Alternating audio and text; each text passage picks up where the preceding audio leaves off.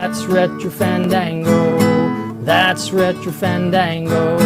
When it's Android over iPhone, and you can keep your stupid amiibo and always bashing on Nintendo. But that's Retro Fandango.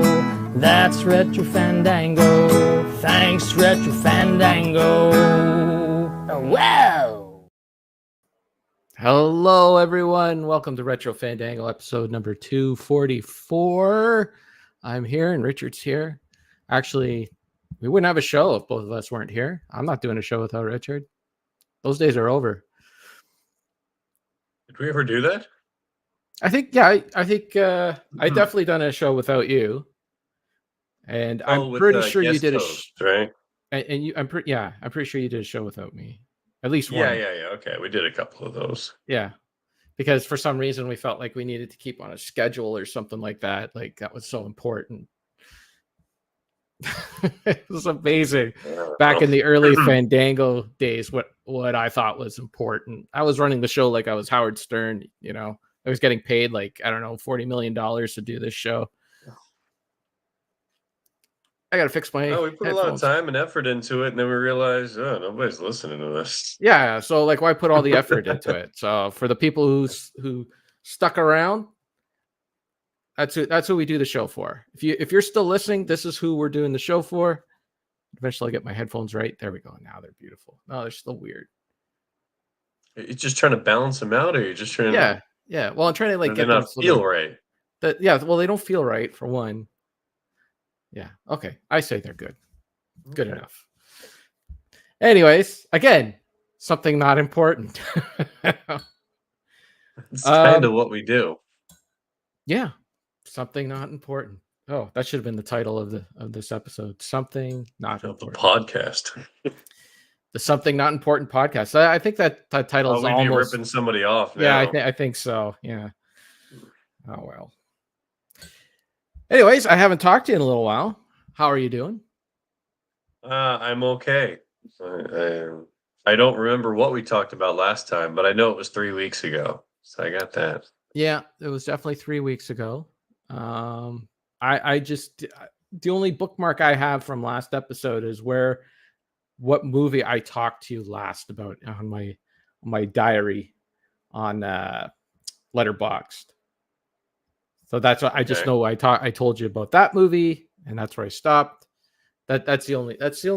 I have no idea what the heck we talked about in the last episode.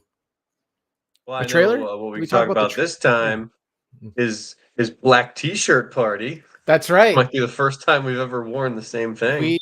We color coordinated. That's right. This shirt is actually super old. This is like I wore this in one of my very first YouTube videos. That's a Nintendo controller. If you could see it. Oh, okay. So there was a graphic there. I thought you were wearing a plain black shirt with some smudges on the front. This is like an Easter egg for like classic Buried on Mars YouTube fans. They'll say, "Oh, that's the shirt he wore in one of his very first videos." Yeah, I'm sure I'm the only person that cares, but that's okay. Hey, you might have just convinced somebody to go back and check, but those videos just aren't there anymore. They can't. Yeah, they're gone. I had a Facebook memory, and for a nanosecond, I was posting my videos on Facebook. So one of the memories came up of a video that I did, I don't know, 12 years ago, and it's not there anymore. The link is gone, and that's where they shall remain, gone. Because nobody wants to see ether. Yeah, if you downloaded them, all the power to you. I don't know. Apparently, you can still get that stuff on like Wayback Machines and stuff. I think. I don't know if you want to do that, but nobody. Don't waste your time. Just ask Kevin what he thinks of the movie. I'll go. Yeah, sure. Yeah. Or the game. I sold it. There was something about a video game that I wanted to talk to you about. Now I can't remember. Should take notes. I still have. I have comments for one video game, 2 movies, and 1 TV show. Beyond that, I'm tapped out. Wow, you haven't been doing much, eh? You've been busy? Well, I've been doing a lot in in very focused areas. Are you allowed to? Mostly it's because I was secretly on an extended summer vacation. I had quite Mm, a bit of time off, but I had to go back to work. So ah. I've been dealing with getting back into that rhythm of, oh, I got to go to work. Oh, I have to go again. I have to go again.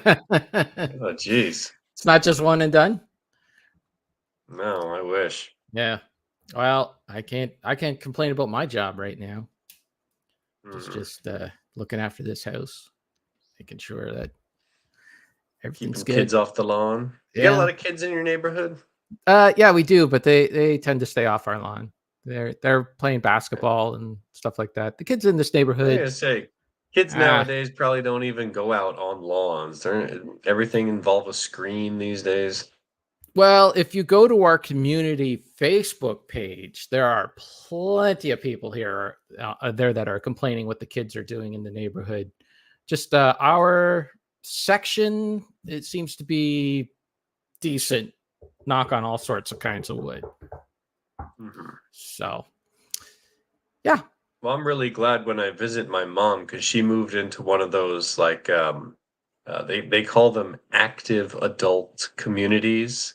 Oh, Basically, nobody under 65 is allowed to live there. oh, So it's just kind of this walled off community, bunch isn't of that old like people. reverse age discrimination? Yes, and I'm Ah, fine with that okay. because when I go in there, it's super quiet. I don't have to worry about any noise or anything. Occasionally, you see some people walking around, but Yeah, I mean, anybody can go in to visit. right. So, like, you You know, just can't you live see there. some kids here and there, but yeah, there's nobody making noise. Hmm. Yeah, my mom is also in an older build. Well, it's a new building, but it's full of older people for the Mm, most part. But they don't. I don't think you can discriminate like that in Canada. Anyways, I'm not sure if you can. really? It just, yeah, I don't think so. I mean, there's got to be age restrictions to going into like an old age home, but like a Right. living residence. I mean, housing and rent and all that stuff is so crazy right now that I can't imagine any sort of. I mean, they must do it, right? And like, I'm sure that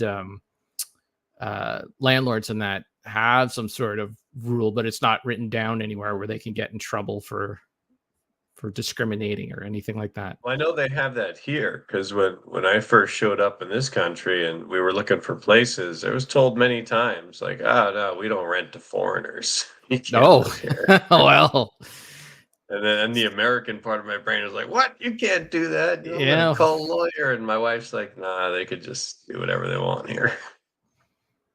yeah, uh, yeah. Every country's racist, Honestly, except as time goes by, it's like I totally understand it because yeah. if you're renting, you're like, well, there's somebody who I can't communicate with, and I don't know if they have any sort of, link to a job or whatever. It's Wow, probably in my best interest to not have that person around. wow. I I, better I edit. I I'm better edit sure this they're. part out. Wow. I don't know. I just understand the system that I'm talking about. The system that they have in place here in Japan. I don't know Yeah, what you're talking about. yeah. Let's be clear. But To if you want some everybody, good discrimination, you just go south of the border if there, you and just stumbled on this video, Richard lives in Japan. He is not in Chicago or something like that. Okay. He's talking about he is the minority in Japan. Okay. So he's talking as a minority in Japan. Whew, big I'm not disclaimer. trying to play that card, by the way. As a minority in Japan, I get pretty decent treatment. Yeah. Well, there must have been some place that let you in, let scum like you into Eventually, yeah. sure. Hmm. Well, I have two announcements, two changes in my life. Which would you like to hear about first? Well, I you gave one away. That well, it's in the spoiler in the title. title, I guess. Yeah, yeah. All right. Well, I'll start there. So yeah, basically both uh both of these changes occurred during a trip to my sister's place. My sister, lives in Deep River, about 3 hours away, and my mom's birthday is at the end of October. But her sisters, one is out in Vancouver, and the other is down south in Toronto. They decided that now was the time that they were going to celebrate my mother's 70th birthday.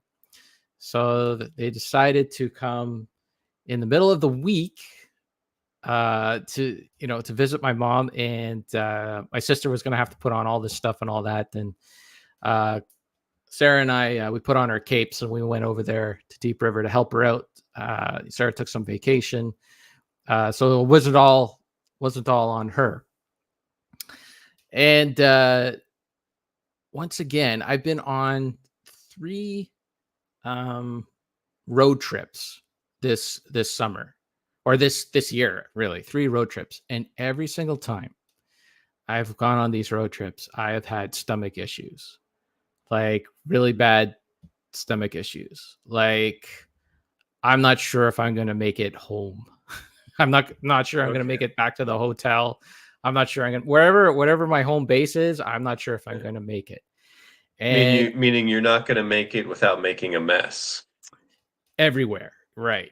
Okay. And like when we went to back in the spring, when we went to see the Ottawa Senators, my sister lives in Deep River. We all piled in a van and we drove to Ottawa to go see the Ottawa Senators. And I was driving the van, and as I'm driving there, I'm having an incident. I'm like, I don't know if I'm going to make it. So we stopped off at a Tim Hortons in Cobden, Ontario. And I spent some time in the Tim Hortons bathroom in Cobden, Ontario. And then, the kids got some stuff and all that, and we all piled back in the van and we started going, and we got about maybe 5 minutes down the road where I had to turn around and go back to Cobden, Ontario, and have another round. And it got to the point where the kids were having a little funeral for the toilet at the Tim Hortons in Cobden, Ontario, and even wanted to lay down a wreath. And now the joke is every time that they pass Cobden, Ontario, they have to stop at that Tim Hortons because they have to support it, because Uncle Kevin destroyed the toilet. Go light a candle. Destroyed the toilet at Cobden, Ontario. Now, Anyway, just out of curiosity, I don't know how much detail you want to give here. Are we talking about like gravel? Are we talking about a fire hydrant? both. Okay. Both. And so this last time that I had, so like it was that when I took Sarah to remember in the summer I took her to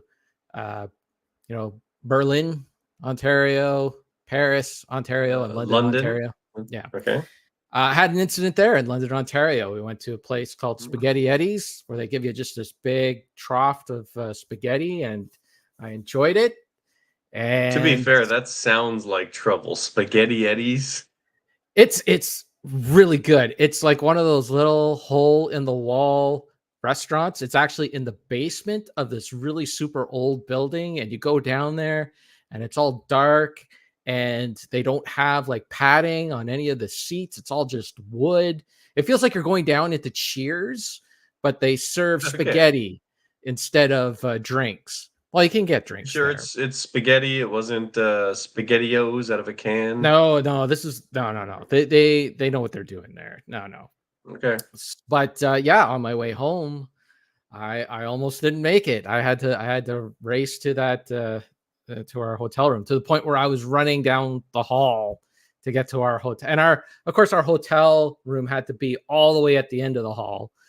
But yeah, so it was that time, and then this latest time that we went in the middle of the week, I had another incident, and this time, like, stuff was passing. I hope nobody's eating. I know it's supper time here right now, but stuff was passing through that was not being broken down at all. It was just like coming out of me like it. Here I am it went again. in and it went out the same way.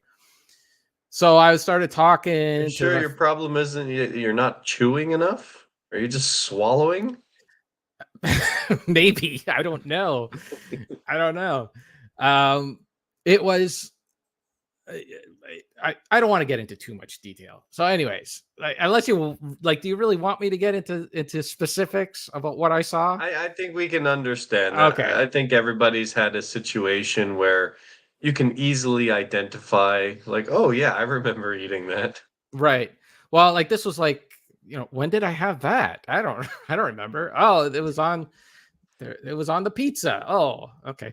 Anyways, so yeah, I had yet another incident, and every time I have one of these incidents, to try to like go through like what I've had. We thought it was like an irritable bowel thing with ham, because I like ham was like the common thing that I had, and apparently there is a chemical in ham that can trigger an IBS incident. There was all sorts of different things, and eventually it was just like, well, what I had a lot of both times was always like gluten, like pasta.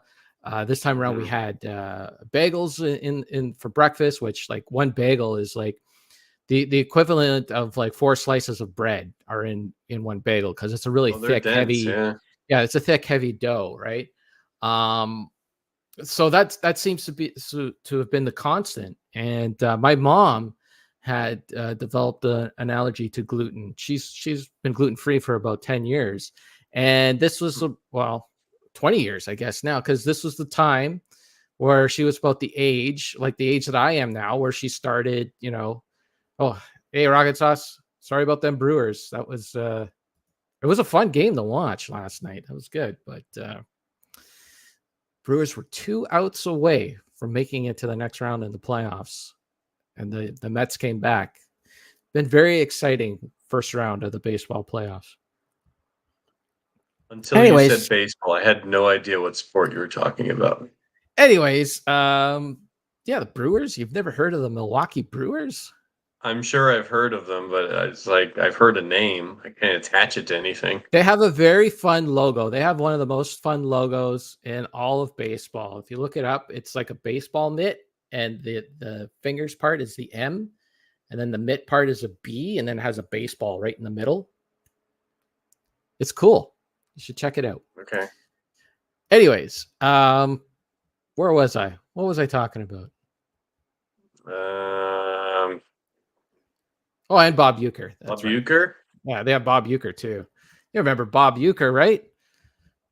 Oh, he's yeah. He's in Major Yeah, I League. do. He's the He's announcer in in, Major I League. was gonna say Yeah. Mr. Belvedere, but yes, also Well, he's Major in League. Mr. Belvedere. Right. Okay.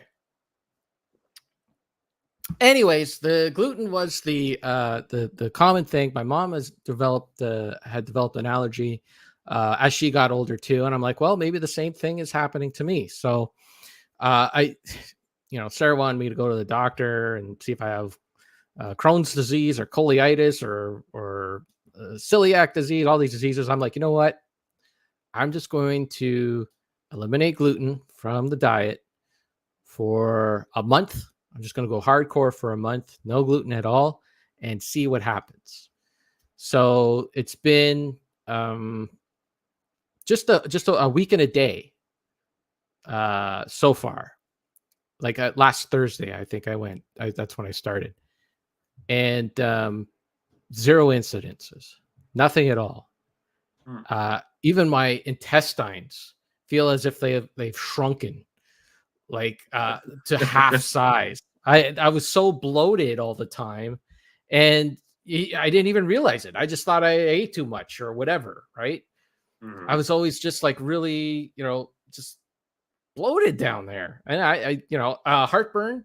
I always have heartburn every night, and apparently that could be part of it as well, because your food isn't digesting properly, and the acid gets like up into your esophagus when you lay down at night, Right, and yeah. that's part of it of your system not breaking down the food. I would have heartburn every single night, no matter what I tried. I tried getting rid of carbonated beverages, because it seemed like I'd have a pop, not a pop, but like a soda water at night, and then it would just be heartburn all night. So I eliminated Mhm. that, but I would still have Not as bad. It wasn't as severe, but I would still have heartburn. Since I went gluten-free, no heartburn, nothing at all.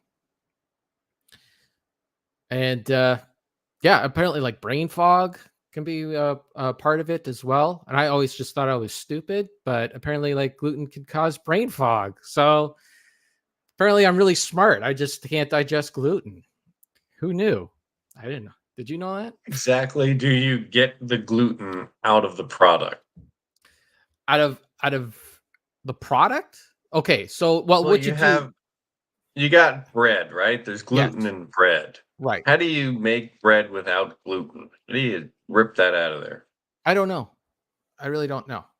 Um, so my thing, I'm not like my mom's all about that, right? She gets like the gluten-free bread, the gluten-free pasta, the gluten-free whatever it is. Oh, Dean is gluten-free too? I should have a talk with Really? Dean. Oh, wow. Um, yeah, like she's all about that stuff. For me, like none of it tastes that great. It's okay. It'll get you by, but you're essentially paying a premium price for bread or pasta or whatever it is that's really not that good. So Yeah. I've Thanks. gone I've gone into this like I don't eat it. I don't eat bread. I just I'm done with it. Now, maybe after a month or 2 months, I'll start craving it and wanting it back so bad that Mhm. I'll take any kind of bread. But right now, I just that's the way I've always been. Like the way like I've been describing it is like you know don't give me I'm not interested in like gluten free raisin bran. I love Raisin Mhm. Bran. I don't want gluten-free Raisin Bran. I will eat Chex cereal, which is a rice-based cereal and just naturally has no gluten in it. I will eat that over Raisin Bran. I just won't eat Raisin Bran. I'm done with it. Once you get to the point where you can report that your gluten-free Raisin Bran is as good as Raisin Bran, well then maybe I'll try it. But for right now, I'm good with just eating Chex cereal.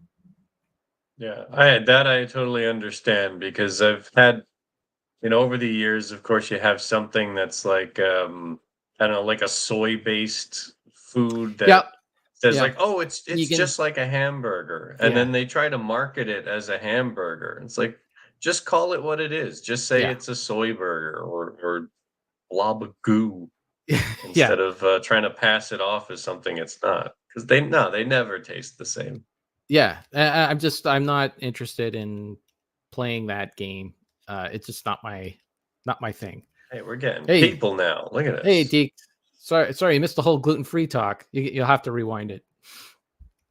It's like we talk about Star Trek, everybody runs away. You Yeah, talk I know. about old man problems. Look at this. We got a full house. So yeah, long story short, that's it. I am now gluten-free. Now I'm gonna go. So the way you do it, it's called an elimination diet, right? So you eliminate it for it's supposed to be 2 weeks, but I'm going to go a full month just based on the amount of times that I have had incidences. And I've had them here at home as well, but I'm close to a toilet. You know what I mean? So, like, I'm okay. Mm, But I tell Sarah, like, it comes on so fast. I'm like, if I was out on the road, I'd be screwed right now. So, I'm going to go like a full month, just hardcore zero gluten. And then after that, you can start reintroducing stuff back into your diet and you can see mm. because like I might just have an intolerance, right? Where I'm not like so severely allergic where it's like ruining the lining in my intestines or anything. I might just have an intolerance where if I eat too much of it, that's what happens. So I could still Right. might still be able to eat a little bit of it. And then even like reintroducing products, like for instance, like I have walnuts. I always take and I put walnuts in my cereal or in my yogurt or whatever all the time. But right on the back of those walnuts, they say this may contain wheat, just because like the machines that they use to harvest the walnuts might be a different attachment for a machine that they use to harvest wheat. So there could be a cross contaminant in there. So depending on how severe your allergy is, that can affect you in a negative way. So you Right. have to be kind of careful and always be reading stuff. Like right there are people out there like I've been reading it, if it doesn't say gluten-free on the package, they will not buy it, which I think is a little extreme, but I understand if any type of gluten can give them some sort of issue. So I'm just hoping that it's just a little intolerance, so I could still have some, but I just have to make sure that I don't eat too much, kind of thing. Right. Well, also then if you're reintroducing stuff, you can do it the smart way and just introduce one item at a time, see how Yeah. it affects you, and then monitor everything. Yeah. I'm supposed to be keeping a food diary, but I'm kind of lazy about that. But maybe when I start It's for reintroducing nerds. stuff, maybe I should. I don't know. It's but yeah, it's since I've gone, I felt a lot better. I was kind of rooting that I wouldn't, because then that would mean that I could still eat all sorts of bread stuff and be fine. But as soon as my intestines started feeling better, like I started like feeling less bloated, and that I was like, oh, there's probably something to this. This is probably it. So who knows? Next week I might, shit myself at some point and we bracket score one. Who knows? But as for right now, it's good. Yeah. I might want to look into that at some point because I've been diagnosed with all those things. I've got colitis, I've got the acid reflux, I've been Oh my told I goodness. have the IBD. Yeah, like Yeah. all my sisters, a lot of my family have colitis. They're all on medication and everything. I went through rounds of medication and exams years ago, but mine is pretty much cleared up. I don't take anything Okay. for it. I don't really watch what I eat anymore. Yeah. But occasionally I'll get one of those like, my stomach's not doing so great moments. Well, But recently it's been okay. well, the other reason I've always speaking about history with family and stuff, like I've always dismissed the gluten-free thing for myself because part of my mom's how she developed this allergy is that she has an autoimmune disease, right? And one of the side effects is an allergy to gluten. So I always assumed that it was just that, but even without the autoimmune disease, she might have this as well. I don't think I have an autoimmune disease. I think I'm okay, but anyways, oops, sorry. Anyways, it's going to I be was an surprised. interesting. I was surprised that you said, when you were out, like you can't control it. And it's like being at home, you have that advantage. I'm right near a toilet. Yeah, My stomach is the exact opposite. I could be out and have to go and just like, all right, I'll hold it because I don't want to go here, or I can wait, whatever. As soon as my stomach knows I'm getting near the house, suddenly like it just lets go. It's like, no, and you're doing that thing where you're running to the toilet and just hoping that you make it in time. yeah. I mean, normally that's how I would be in the past, and especially when I'm out traveling. That's why I can't go anywhere because every time I go somewhere, like I always have like the not traveler's diarrhea, but traveler's constipation. Like I just can't relax, and because I'm like, okay, you get up in the morning, you got to do a bunch of stuff and all that, and you pass the point where you would normally go, and I would just be a mess for the entire trip, and you're always like, uh, you know, holding it, waiting for the next opportunity to go and all that stuff. And yeah, it just, I'm always a mess with that stuff. But this is like, can't control it. Can't stop it. I could stop it for a little while, but once it reaches that point, that's it. What the gates open. Well, there's also if you go down to the drugstore, they do sell products for people with your condition. Yeah, but it doesn't like, so like there's, what's that stuff? Peptate, Diapers. no diapers. No, that's okay. That's like the I'd say I always have that episode of South Park stuck in my head. And that's part of the whole diet thing too, where I just won't eat bread. There's this one brilliant episode of South Park where people were eating, I guess there's a restaurant in the States called Chipotle. It's some I've sort of heard of that, yeah. Mexican, yeah, some sort of Mexican restaurant, or they serve Mexican food. Anyways, so everybody's eating at this restaurant, Chipotle. It's like a fast food, kind of like I think it's like a step above Taco Bell, but it's not quite like tablecloths on the table Yeah, I kind of guess it's like restaurant, a TGIF kind of something like that. Anyways, in the episode, place. everyone's eating at this Chipotle, but they're all shitting their pants from the food that they're eating at Chipotle, right? So somebody comes up with some diapers that you could wear. Oh, they actually, no, they don't shit their pants. They start bleeding from their rectum. So then they start Okay. coming up with these diapers that people could wear.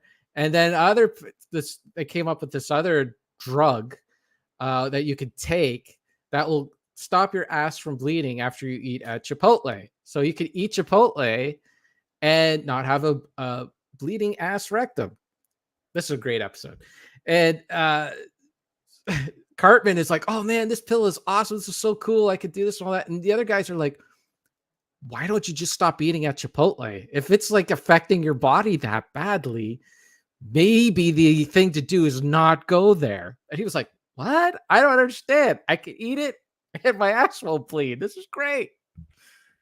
So that has always stuck in my head. That's always been like, yeah, no, like if something's bothering you, you should just stay away from it. Don't worry. Like trying to fix it with medication and all that, when the simple solution is just not to do the thing. It's basically your body is telling you that there's something wrong, and I can't, I can't handle whatever this is. So you should listen to your body and just do what it says, and not introduce more things into it to help fight it.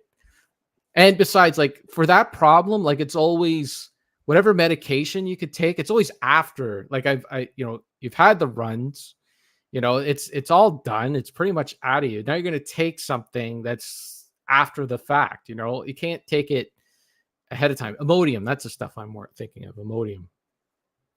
And then, like, if you take it and you don't have any problems, then you got constipation because the Imodium won't let you go to the bathroom. So, yeah, just stay away from the gluten. That's the solution. That's tricky. You got to watch and see how this stuff affects you over time.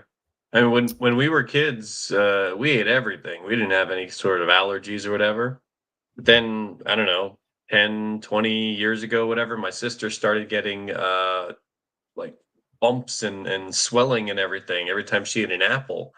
So now she's got this deadly allergy towards a lot of fruit, like where you eat the skin, like apples, strawberries, all that stuff. She's got to carry one of those EpiPens with her everywhere she goes to Oh, stab wow. herself if need be. Yeah. Yeah, we Well, ate everything when we were kids. I don't I know. understand this.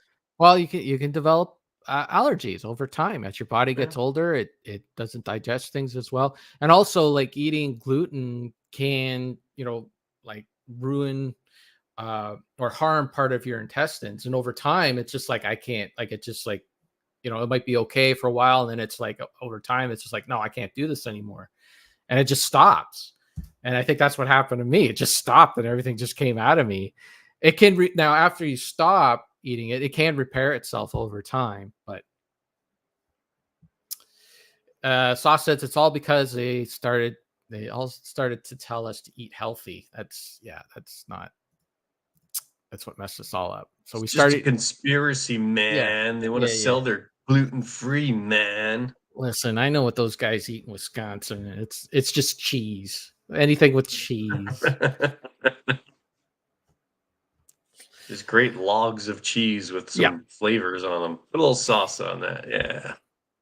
So I have one more thing. So that was only part of the life-changing journey that this trip had. So the reason why I bring up that we were there in the middle of the week is because the kids and my sister and her husband, the brother-in-law, they were all still like doing their normal routine during the day, right? Like they'd get up in the morning and they'd have to get the kids to school and they would go to work.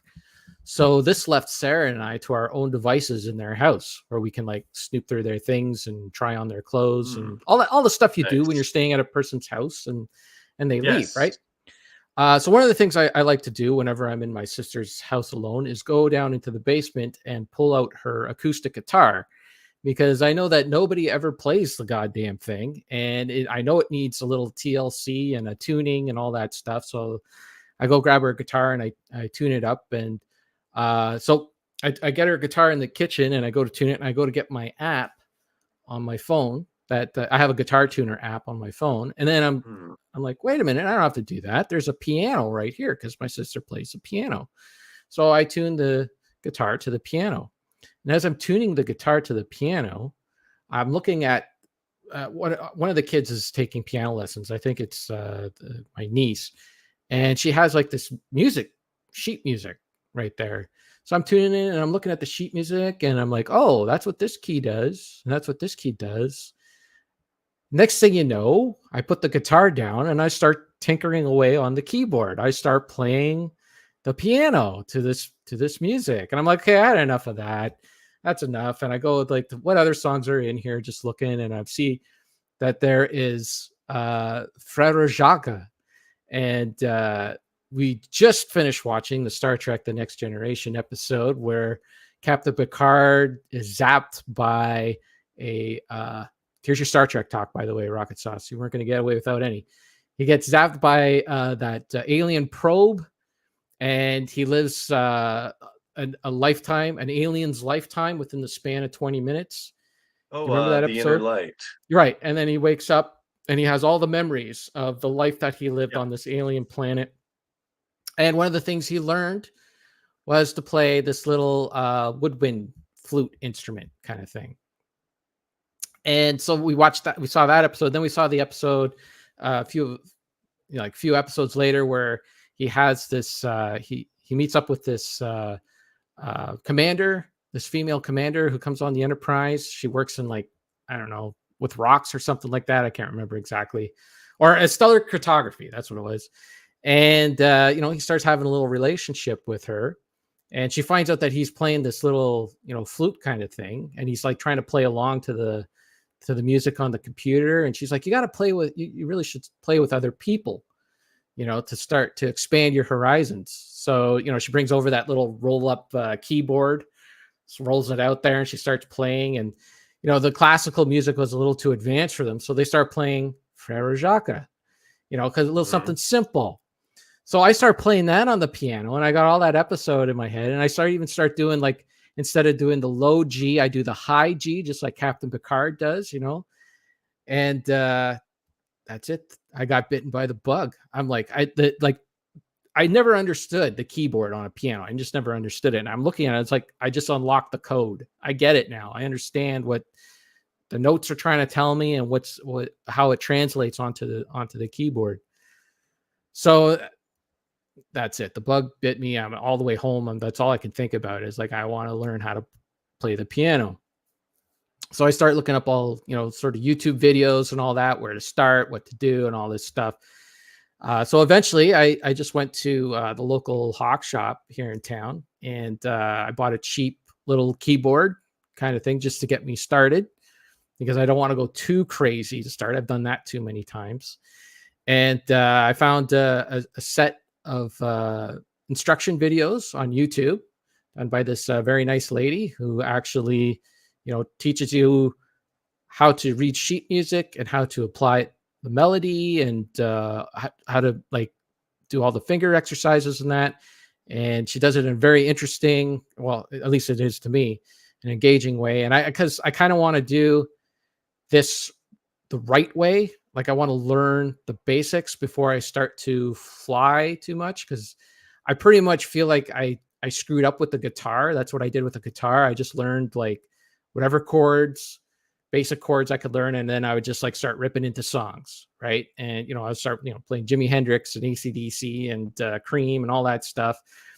And then it gets to a point where you want to do more stuff that's more elaborate, more difficult, and you're only going to get so far, right? So what you have to do is you have to slow all that stuff down. You kind of have to go back to doing more basic stuff in order to build up your skill so you can do that stuff, because I skipped it all, and it's like, I don't want to do that with the piano, because it's really hard to tell yourself to go back. It's like, if I can explain it to my video game friends, it's like playing, maybe let's say Final Fantasy, the Super Nintendo version of Final Fantasy 3, right? Which is 6, I believe. Let's say you played that, And now you're in love with Final Fantasy, and you're going to try to go back and play Final Fantasy 1, and it might not grab you the way that the later game did, and it's hard. That's how it kind of is with guitar. It's hard to go back to the basic stuff and all that. Now, the difference is in video games, you can go on and play Final Fantasy 7, you'll be fine. But with guitar, imagine you try to play Final Fantasy 7, but you can't because you skipped all the basics in Final Fantasy 1. This is the terrible analogy. I don't even know why I'm doing it, but anyways, that's what it's like. So I'm trying. Doesn't make any sense to me. I'm trying to start at the beginning. I'm trying to start with the basics and all that. So I'm just doing like the little scales and stuff like that. And the way stuff is done on YouTube now, it's so like when I started playing guitar in 2001, there was no YouTube. The stuff on the internet was very rudimentary. I was doing guitar tabs and that, which like guitar tabs is very basic guitar language where it tells you where to put your fingers on the fretboard, but it doesn't tell you how. So it's, whereas now you can watch a video and watch how a person plays it, and you can kind of learn the correct techniques in that. So there you go. So those are the two things that happened to me while I was at my sister's. I'm gluten-free and I'm playing the piano. Is that? I guess it's a happy mix. Otherwise, you'd just be pooping your pants at the piano. Well, it wouldn't be the first time. Yeah. I don't know. Well, good luck to you. I tried years ago. My daughter was taking piano lessons, and I'd have to sit down and, check how she's doing, even though I don't know anything about the piano. But it was kind of like, oh, now I can do that thing. I can do that thing where I was like, doon, doon, doon, doon, like move your fingers across the board. Yeah. And hit all the note kind of things. I don't even know what they're called. I got to the point where I was like, well, I don't know, like they make different sounds or something. Like, keys. I don't know keys what they're on the called. piano. They're all just keys. That's what they are. Yeah, on the piano. This is the key that makes this sound, and this is the key that makes that sound. C, D, I don't know. E, F, G, A, B, C. Yeah, I don't know any of that. All right. But I got to the point where I was like, cool, can I play the Addams Family thing? Yeah. I was like, oh, I want to do that. And I watched a video on how to do that. And I kind of got a little bit of it right. And then I kept screwing it up and making a mistake. And like, no, I can't do it now. And then I stopped. See, that's right. Like, to play the piano. You're doing it wrong. And I'm telling you, that's what I did with the guitar. Ahead. I get it. You're jumping ahead. So this is the part that unlocked in my brain too. And I do this with the guitar. It's like you try to remember what keys you have to hit. You're looking at the piano, the guy shows you how to do it, and you're trying to remember that's not the right key, and you just play it over and over again until you remember which keys you're supposed to hit. And then you're basically just playing it with muscle memory. You're not actually so what I've done is I slowed everything right down. Slow it down. You got to take it, do it at if it's at 120 beats, slow it right down to 60. As hard as it is to slow yourself down, you got to slow yourself right down with a metronome, and you have to read the notes. You don't even look at the keys. You look at the notes, and you get a metronome going. And it's a lot to do at first. Your brain is like, I'm trying to read, I'm trying to keep time, I'm trying to play, and you're going to make mistakes over and over again. But at the end of the day, what you're going to be able to do is read and play at the same time. You're going to train your brain to do both at the same time, and you won't have to remember anything. You'll be able to just read what's on the page and play it. And that is believe it or not, once you train yourself to do that, it is so much easier to play an instrument that way instead of trying to remember everything. I can't tell you how many songs I've learned on the guitar, and I played them for months, sometimes years. And then I forget about it for 2 or 3 years. And then that song will come on and be like, oh yeah, how the hell do I play that again? And I have to learn it from scratch again because I can't remember how the hell it played. Whereas if you had the sheet music, and if you could do it with sheet music, you can just read it. You don't have to remember anything. It's all right there. And you're basically just translating it. It's like I never really understood what sheet music is either. Like I just, whatever. But it's a language of its own. Like these guys, I'm talking about composers way back in the day, they had no way of recording what they wrote, right? So they would write the sheet music in a way where it not only told you which notes to play and what order to play them in, but how to play them, because they were very particular. Like if you write a song and everyone's not playing it right, well, you'd want to put instructions on there on how you wrote it is supposed to be how it sounds. And so that's why they created this language. And it believe it or not, it in the long run, it makes things so much easier. So yeah, that's my recommendation to you, sir. If you want to learn how to play the Addams Family, slow it right down. Slow it down. Yeah. Or just click on the YouTube. That's what And I do a watch lot. YouTube. Is I'll just play the YouTube video and Yeah. I'll move my fingers like this, like, hey, it's the same. I'm doing it. Doing it. Look at me. Well, good luck to you, and be prepared for an onslaught of comments of people telling you, why don't you learn to play with the Nintendo keyboard? Why don't you get the Super Nintendo keyboard? No, that's fine. I first of all, I don't want to have to set up. I have to go buy a Nintendo. Step one, I don't have a Nintendo anymore. You got rid of the whole machine and everything? I got it. I got rid of it all. The only good for you. The only machines I have the PlayStation. I have PlayStation 2, PlayStation 3, PlayStation 4. I have all the Xbox. Sony, those are the ones you kept. Well, honestly, they're just kind of not worth selling yet. I'm waiting for the prices to go up, so it's kind of like, okay, now it's worth my while to sell this stuff. Okay. And then I have all the Xbox stuff. I kept my Atari and my Coleco. And I think that's it. I got rid of everything else. Oh, the Wii and the Wii U. I have those. Because the kids come over and they play them. So there you go. All right.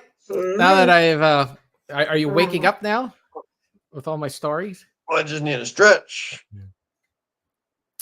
We gotta install like a little, like every 45 minutes we gotta get up and stretch. Just like the Nintendo Wii break. did. Go take a break. I show that window outside, and then you skip that screen and get right back to playing games. All right. What have you been up to? Well, speaking of games, I can get into that. Yeah, give me your game that you played. It's just a continuation of what I talked about last time. Is I was messing around with that Marvel Ultimate Alliance on the PC with all the mods and everything. So I went through the point of, okay, I installed the game, I installed a bunch of the mods, and I was like, ooh, I want to download this character, put that character in my game. And I want this character to stand over here and not over here. And it's like, okay, this is fun. I'm moving things around. Now I'm at the point where I've learned how to create mannequins, which, if you remember that game, you have all your characters at the character select stage. They're on this stage in the background. And when you choose them, they come up to the foreground. And then you're like, okay, I'm going to start my game. The problem is that when the game came out, it was, that's why it's called the Ultimate, because it was during the Ultimate phase of comic books, if you're aware of that. Yeah. They revamped all the comic book characters. It was heavily influenced, I believe, by the X-Men movies at the time. Yeah. Where they had the black leather instead of their, fun, colorful outfits. Which the name comics, they started. The name never made sense, Ultimate. Because Ultimate means like this is the last iteration. This is it. There's never going to be another version. This is it. It's the Ultimate version. Yeah, and then all they did was realize, we got to go back to all the classic stuff because that's what everybody likes. Right. So basically, some of the characters in game, they may not look the way that you want them to. Like you want Wolverine in his classic, like the yellow or the tan, whatever one you like, but you don't want him in the t-shirt and jeans that was popularized by like the Hugh Jackman. Right.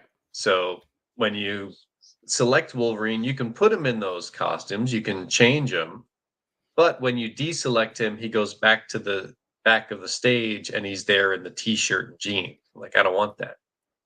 So there's a method where you can rip the in-game model based on the costume that they're wearing. You can manipulate it, you can pose it, and then you can create a new mannequin to stand in the background so it looks like the way you want them to be, Right. whatever costume you prefer. So I've been going through and it's like, oh, okay, this is my favorite costume for this character. So I'm going to make a mannequin of that, put it in the back, and I can make it so that that costume is automatically the one that is pre-selected when I start the game. So I don't have to go through the menu and you say, okay, I want to choose this costume and not that costume. So you just make it look the way you want it to. So I was like, that's pretty cool. Now I'm getting to the point where I want to start creating my own characters. And there's a whole big tutorial there. It's like a 20-part process of how to make your own character and put them in the game. I don't really want to create everything from scratch per se, but there are some modded characters that you could download that they're fun, but I want them to be a little different. I want them to play a little differently. So, for example, there's a RoboCop. Skin looks great. I think it was ripped from like the Mortal Kombat game or something. So he's got a really nice, high quality skin there. It looks fantastic. It's got the voice clips from Peter Weller. Nice. But when you play it, he's very stiff, and not just because he's RoboCop. It's like some of the animations aren't very good. Some of the powers they gave him they seem kind of sluggish and not very effective. But then I was looking at other characters like, oh, what if I took like this power from this character and gave that to RoboCop? I was like, oh, can you do that? Yeah, of course you can do that. You just got to know how to do it. So I'm trying to learn Right. that process now. Because I was messing around. I put the RoboCop skin on top of Iron Man and War Machine just to see what it would be like. Yeah. And it kind of works. There are a few bugs in it where for some reason it makes his gun appear in his hand at all times. But yes, now RoboCop can fly and he's shooting like those laser beams out of his hands and stuff. And it's stupid, but at the same time, the idea of RoboCop running around and punching, Marvel bad guys and stuff is also kind of stupid. So anyway, I've just started learning that process, so it's a lot of information to read, but maybe at some point I will be able to edit my own character. That's cool. It is fun. There's By the just way, so much. It's such a steep learning curve for me. I don't know why I'm just noticing this right now, but you got different headphones. Did your old Sony headphones, did you finally retire those things? Oh, I did retire those, and I do have another pair here, the Audio Tech ones, Okay. uh, But you which got I was using, but yeah, I just recently switched to these Bluetooth things. Just I finally had I loved corded headsets for such a long time, but I tend to listen to something while I'm doing dishes and things, and I always got that cord going. And after the 100th, 200th, 300th time that you snag it on something and it pulls out, knocks the phone out of your pocket, I've destroyed so many of them where it's just like, oh, one side works, one side doesn't. It's like, forget it. I got to finally go to what is probably now 20-year-old technology to 10. upgrade. I'd say 10. 10? Yeah. Okay. Yeah. Oh, that's cool. All right. I just noticed. I was like, wow, you're embracing technology. Well, boy, it's so much the freedom you get of just, oh, I can stand up. I don't have to be tethered to something. Yeah. I can move around the room. I can go outside for a minute, come back in. Nothing, everything's going fine. Nice. Anywho, Okay. still having fun. I'm not really playing the game so much. I'm just tinkering, messing around with all the mods. Yeah, That's cool. That's but it's cool. fun. Yeah. I just been playing that Flat Out Ultimate Carnage that got re-released on Steam with the mods, even though the modding community really hasn't embraced it yet. I'm still waiting for it, but I've just been, replaying basically the vanilla game, and I think I'm finally kind of finished with it. I have like one more like achievement to get with it's in Carnage mode. It's called Carnage mode. And in Carnage mode, there's a whole bunch of different, like, that's where you like fling your character out of the car and like play bowling with the character and all that stuff. Right, yeah. But this one part I'm stuck at, they give you this car called the Flatmobile. And it's like kind of like a Batmobile looking kind of car, but it is so friggin' fast and hard to control. And you have to get it through like this city neighborhood, and pass through these checkpoints in order to get to a certain amount of points where you unlock the Flatmobile that you basically play it in any race. But I'm having a tough time. Like I spent about 45 minutes with it yesterday trying to do this thing, and I just couldn't do it, so I gave up on that. So that's really the only gaming that I've been doing lately. Well, I now that you mentioned Flatmobile, it brought something into my head. I just want to comment on something I find extremely stupid. Batman got a star on the Hollywood Walk of Fame. Did he? Yeah, I've seen the posts about this, and I don't know if this is the first instance. I have no Do they idea. commonly award stars to fictional characters? No idea. I mean, It just seems so stupid.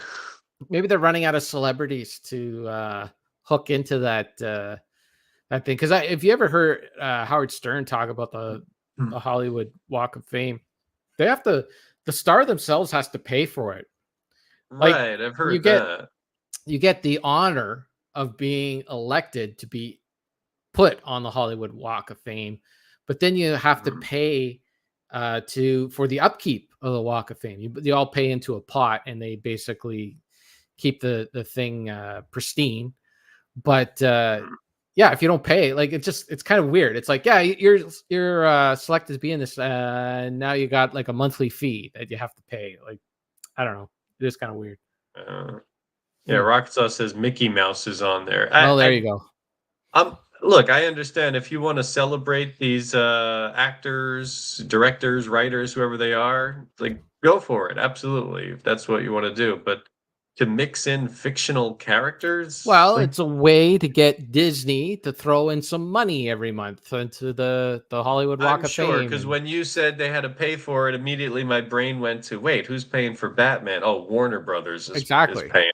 Yep. I was like, okay. Yeah. And they get some publicity out of it. And yeah, well, whatever. The Hollywood Walk of Fame is kind of stupid anyway. So really any of those things, any of those like, Hall of Fame things, are kind of dumb.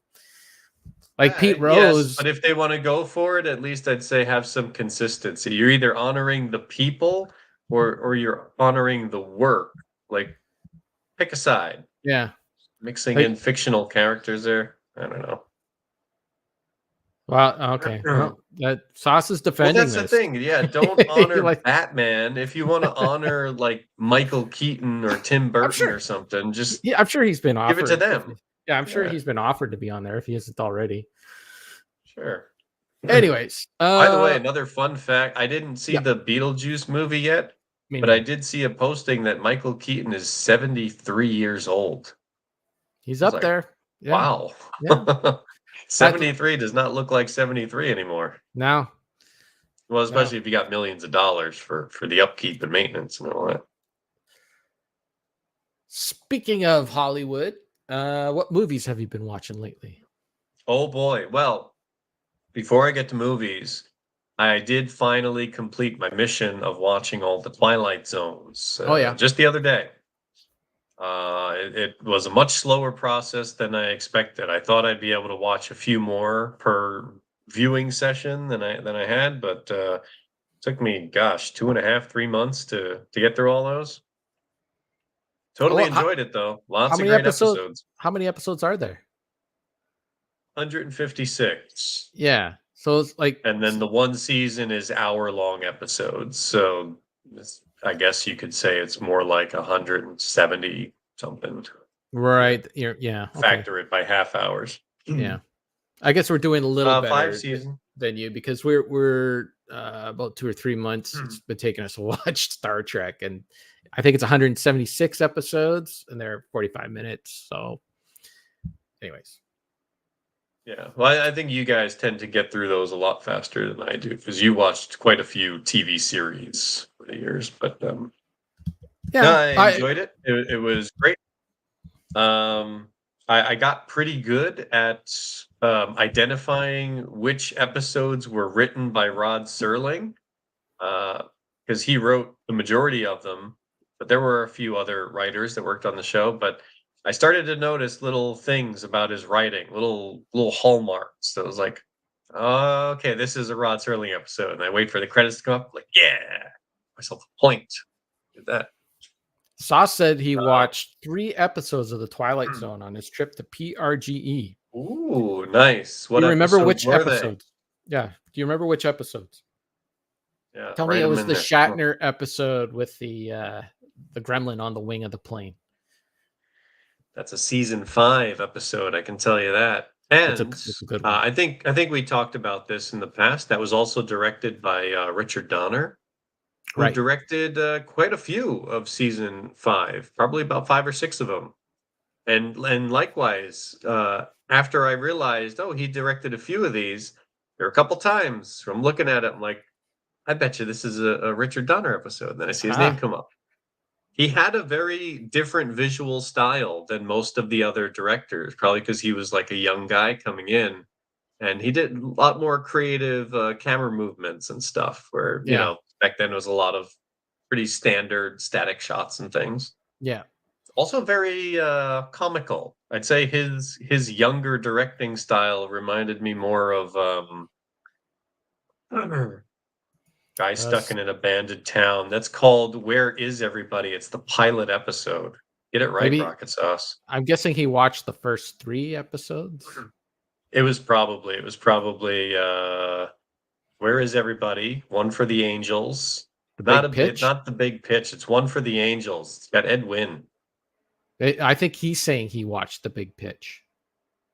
Right, but it's not called The Big Pitch. It's called One for the Angels.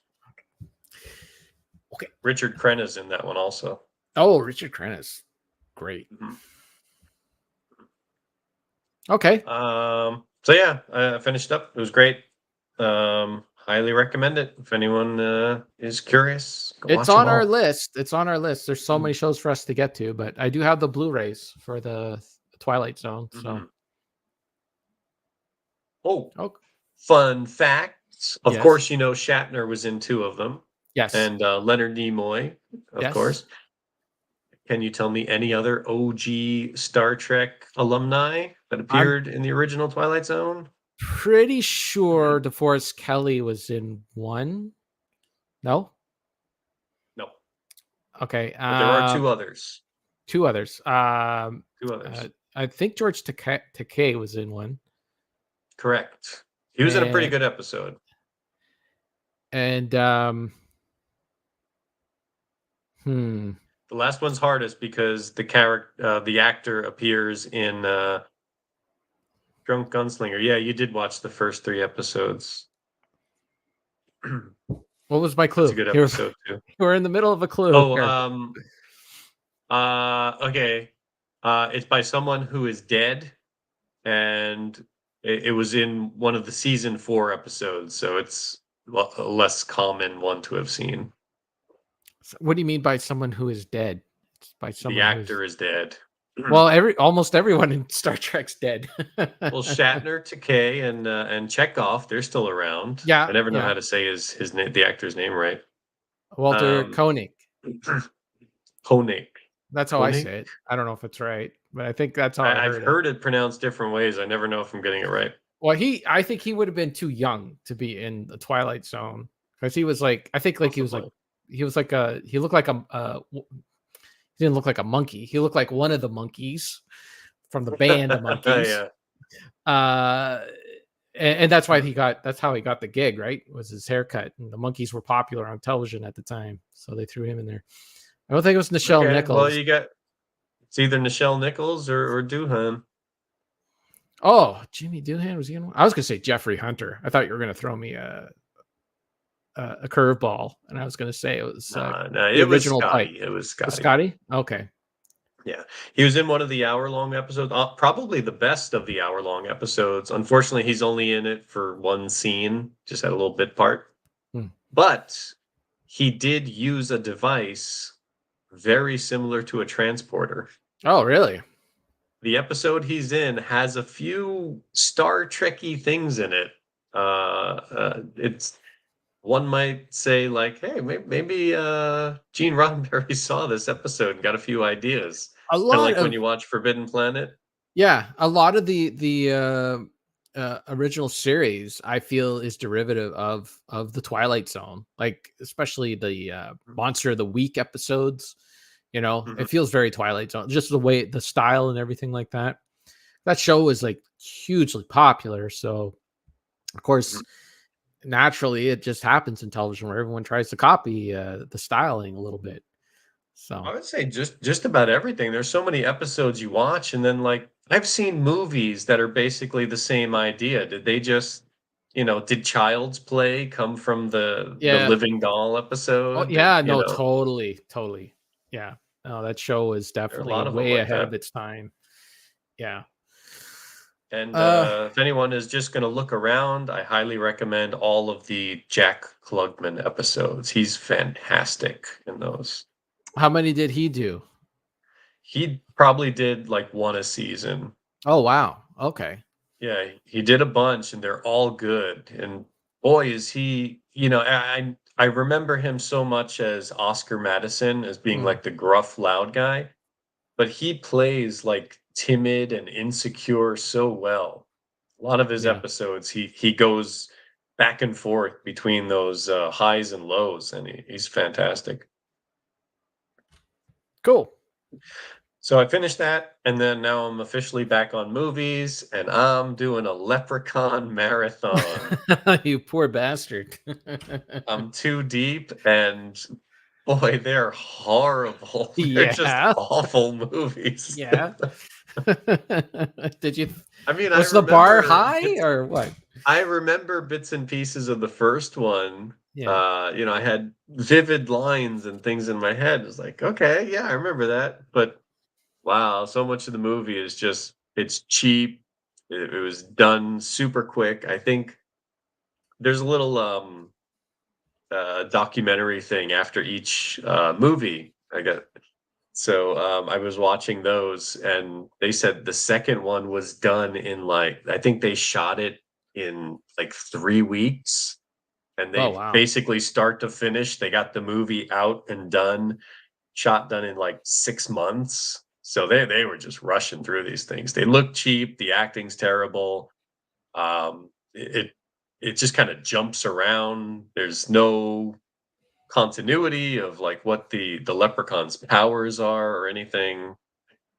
And part two really just ignores part one.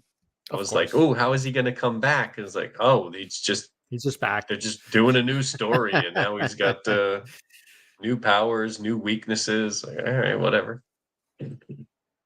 Sounds like fun.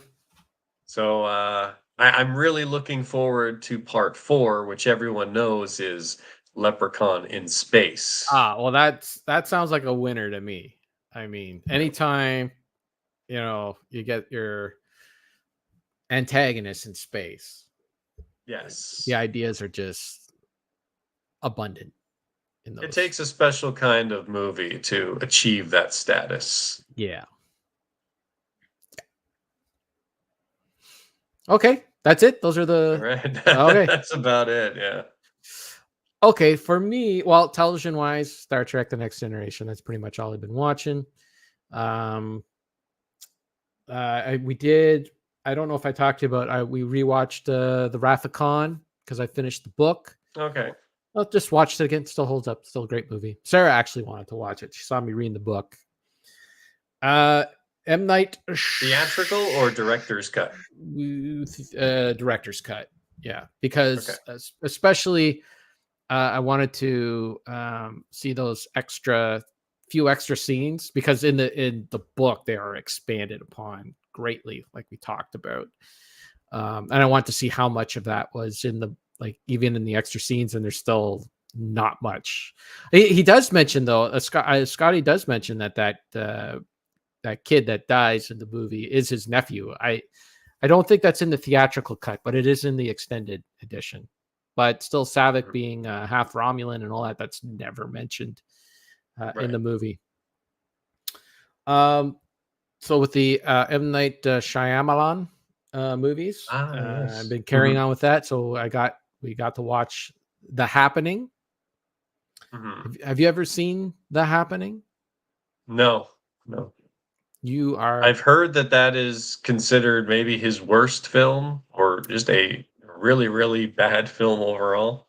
If it isn't his worst film, there is, I don't know how you can dig deeper down. Like, you're in the Earth's core.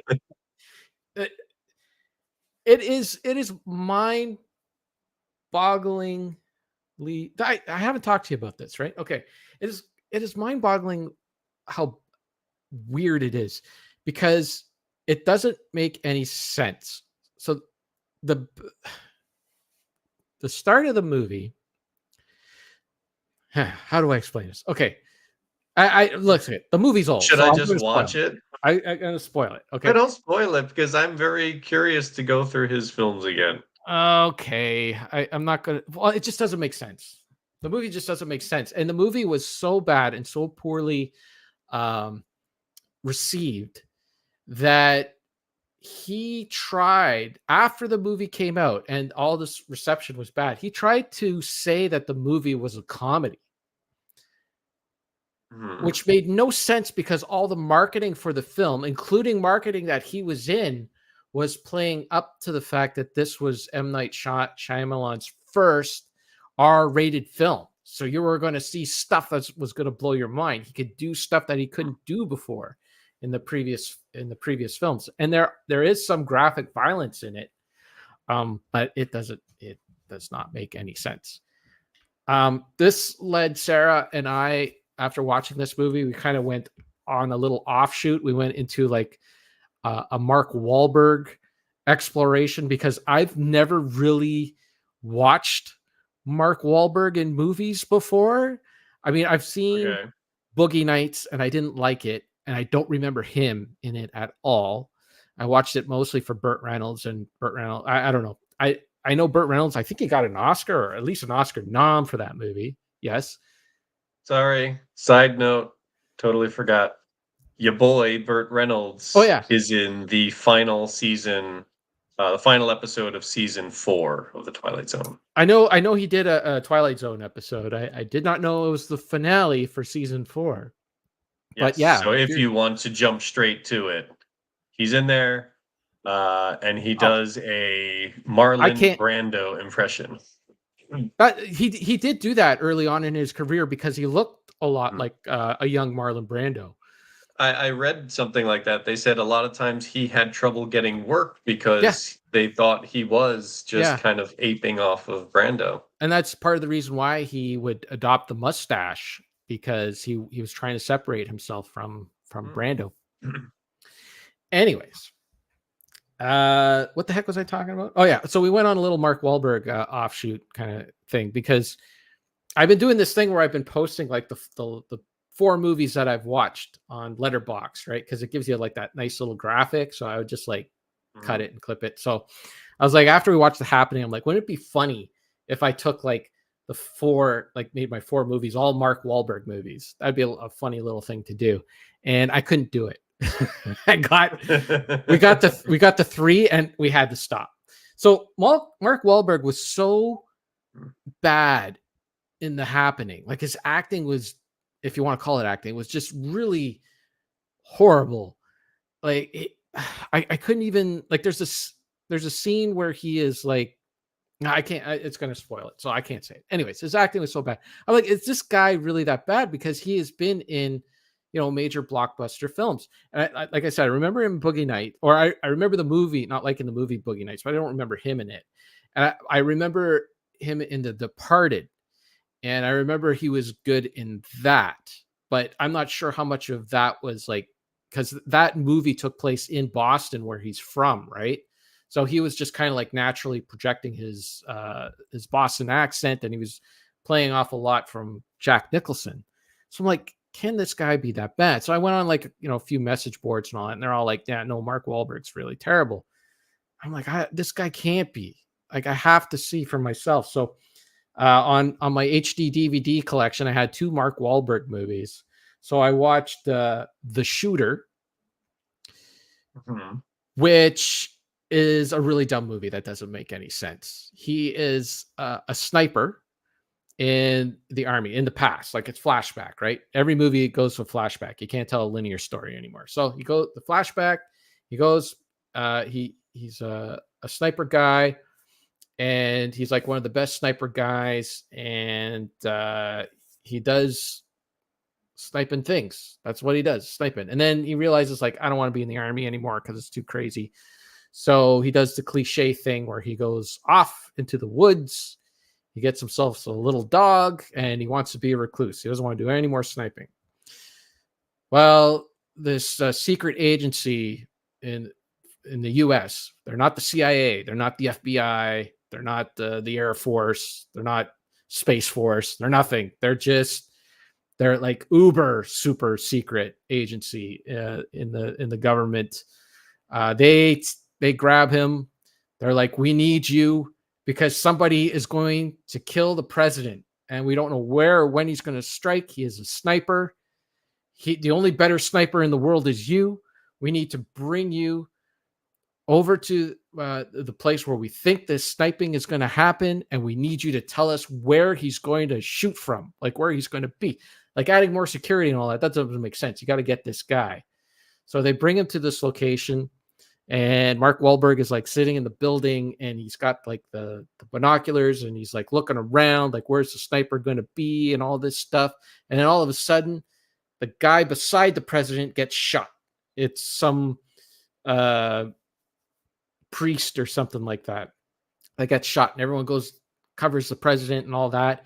And Mark Wahlberg standing there, he's like, oh, the sniper's over there, blah, blah, blah, tells him all this stuff and figures it all out and all this stuff. And then this government agency decides that they're going to kill Mark Wahlberg and pin the sniping thing on him because they are the ones who are actually trying to kill the guy beside the president, not the president, but the guy beside the president. And they needed a sniper to blame it on. And as I'm watching this, I'm like, well, why wouldn't they just go to the cabin, shoot him, and bring his dead body over to this place, dump him there, and say, hey, we killed the shooter. That's him right there. And yeah. Why did we go through all this? This doesn't make any sense. Anyways, not a fan of The Shooter. So we watched that, and then we watched, and his acting was terrible in it. But, at least the movie was like trying to be action schlock a little bit in a way. So I'm like, okay, well, let's try to find something a little more dramatic. So the other movie I had in my collection was this movie called Four Brothers. And this is supposed to be more of a kind of a gangster type film, like we're in the hood kind of thing. And it might... Leprechaun goes to the hood. It might be... I can't say it. It might be the worst movie I've ever seen. It definitely has one of the most worst scenes I have ever witnessed in a film. It is so terrible. I don't even know how it made it onto celluloid. And somebody looked at it and said, this needs to be in my movie.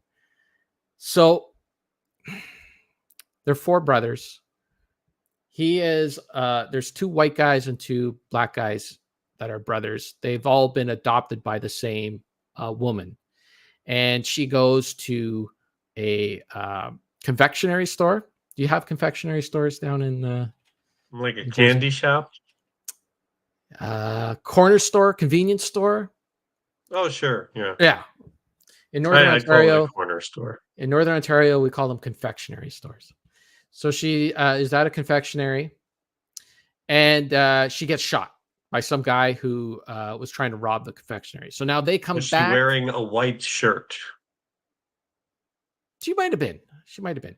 So Usually when people get shot, they're they're wearing going to wear white white. shirts. Right. So it's easier Yeah. to see the blood. Yeah, makes sense. Okay. So, anyways, they come back to do the funeral and all that, and then all of a sudden this plot starts evolving around her death and all this stuff, and who gets the house and blah blah blah, all this stuff. Anyways, it's a really dumb movie. So the brothers are all living in the house, and they're trying to get along and stuff like that, as they are figuring out this their mother getting shot and who shot her and all this stuff. And there's one scene where Mark Wahlberg is sitting on the toilet taking a shit, and his gay brother, the other white guy, the gay brother, is in the shower taking a shower while he's sitting there taking a shit. And one of the black brothers reunites with his girlfriend, who is played by the Spanish woman on Modern Family. I can't remember her name. Sophia something or something. I don't know. Anyways, he reunites with her, and they're driving everyone crazy because they have like a tumultuous relationship. It's hot, it's cold, it's all that stuff, but they're constantly banging. They're constantly having sex and making lots of noise and all that. And eventually they stop. Well, Mark Wahlberg is taking a shit, and the black brother, who's been banging a lot, comes into the bathroom. Bathroom door's open, by the way. His one brother's taking a shower. The other one's taking a shit. And he whips out his dick and shows Mark Wahlberg his dick. And he said, "There's some red stuff on my dick. What's happening to my dick?" And Mark Wahlberg says, "Don't show me. Show the gay brother. He'll be able to tell you what's wrong with your dick. He's an expert on dicks." So he opens up the shower curtain and says, "Gay brother, what's wrong with my dick?" And the gay brother looks down at it and says, "Oh, you have rug burn on your dick because you've been banging your girlfriend too much."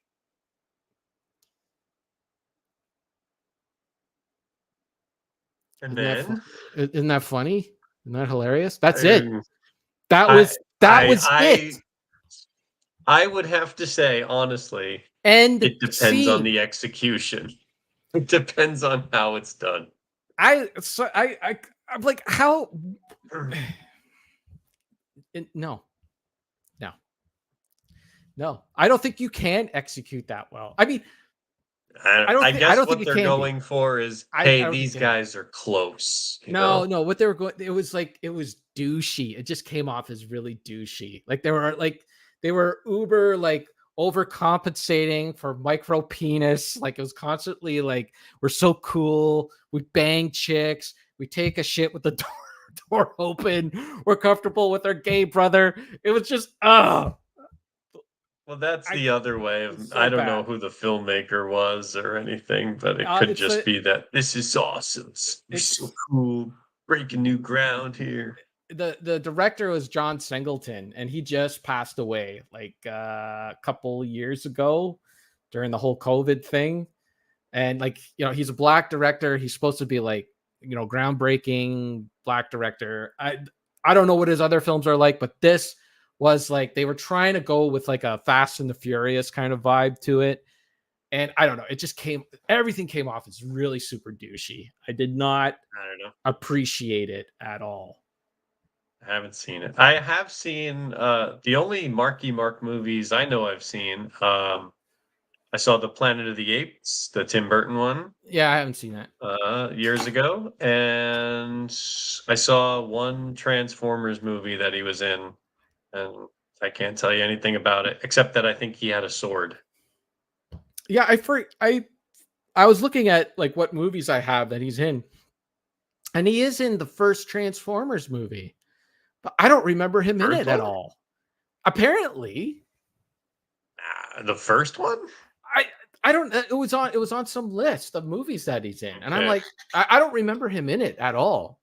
I remember Shia LaBeouf, and I remember Megan Fox. And I remember the terrible scene with his parents. You know, the scene with the parents in that Transformers movie. I don't know. That's on like if I had a Mount Rushmore of bad scenes in movies, it would be the parents in Transformers and then Mark Wahlberg taking a shit in Four Brothers. And I don't know what the other two would be, but I'd have to, yeah. Okay. Those are He the is two. not in the first Transformers. No? Okay. Well, I don't know. It's something I had said that he Maybe was there's in some it. look-alike or something. Well, he's I don't know. Maybe Josh did they Duhamel? consider the Transformers movies to be rebooted after a certain point? I don't know.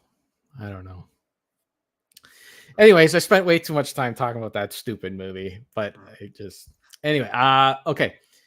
We watched a cute movie with Walter White, also known as Bryan Cranston. It's called Jerry and Marge Go Large. It's Bryan